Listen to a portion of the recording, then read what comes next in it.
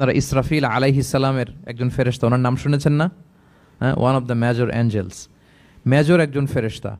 আল্লাহ তাআলা ওনাকে সৃষ্টিই করেছেন এই বিশাল হুইসেলে একটা ফুৎকার দেওয়ার জন্য, আর কোনো কাজ নাই। ওনার অ্যাসাইনমেন্ট এই একটাই, সৃষ্টির পর থেকে আজ অবধি বিশাল হুইসেলটা নিয়ে আল্লাহর আরশের দিকে তিনি তাকিয়ে আছেন অপলক নেত্রে, পলকও ফেলেন না চোখের, যে কখন আল্লাহ তাআলা অর্ডার করবেন, করার সাথে সাথে ফুৎকার দিবেন তিনি, আবার না দেরি হয়ে যায়, আবার না আল্লাহর আদেশ পালনে কোনো গাফলতি হয়ে যায়। সৃষ্টির পর থেকে ওনার একটাই অ্যাসাইনমেন্ট, এই বিশাল সুর ট্রাম্পিট নিয়ে হুইসেল দেওয়ার জন্য আল্লাহর আরশের দিকে তাকিয়ে আছেন।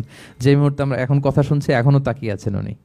3টা ফুৎকার দেওয়ার জন্য আল্লাহ তাআলা ওনাকে সৃষ্টি করেছেন। প্রথম ফুৎকারটাকে বলে নাফখাতুল ফাজা, যে ফুৎকারের সাথে সাথে মানুষগুলো তটস্থ হয়ে যাবে, পৃথিবীর মানুষ তটস্থ হয়ে যাবে। যখন তটস্থ হবে তখন কি অবস্থা হবে সেটাই আল্লাহ তাআলা এই সূরার প্রথম আয়াতে বললেন, যে ইদা জুলজিলাতিল আরদু জিলজালাহা, যখন পুরো পৃথিবীকে প্রকম্পিত করা হবে মারাত্মকভাবে। ইসরাফিল আলাইহিস সালাম প্রথম যে ফুৎকারটা দিবেন তখন পুরো পৃথিবী কেঁপে উঠবে, মারাত্মকভাবে কেঁপে উঠবে।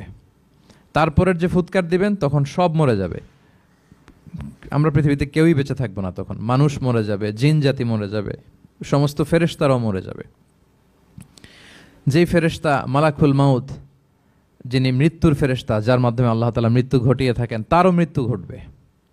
সে আল্লাহ তাআলার কাছে বলবে, আল্লাহ পৃথিবীর সবাই মরেছে, আপনার আদেশ অনুযায়ী মানুষ, জিন, ইবলিস সবাইকে আমি মৃত্যু দিয়েছি, তাদের রূহ কবজ করেছি, এখন কি হবে? আল্লাহ তাআলা বলবেন, এখন তুমি মরবে, মুতিয়া মালাকুল মাউত, এখন তুমি মরো।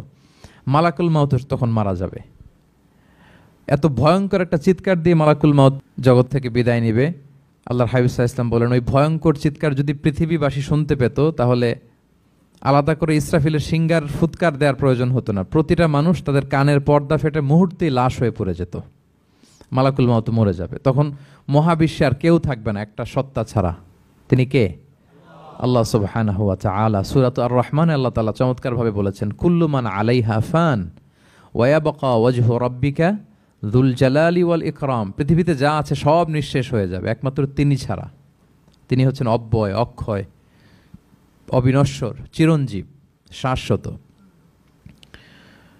এরপর কেউ যখন থাকবে না, আল্লাহ তাআলা ইসরাফিল আলাইহিস সালামকে আবার জীবিত করবেন, তখন তিনি সর্বশেষ হুইসেলটা দিবেন, আবার জীবিত হয়ে তিনি লাস্ট 3 নম্বর হুইসেলটা দিবেন।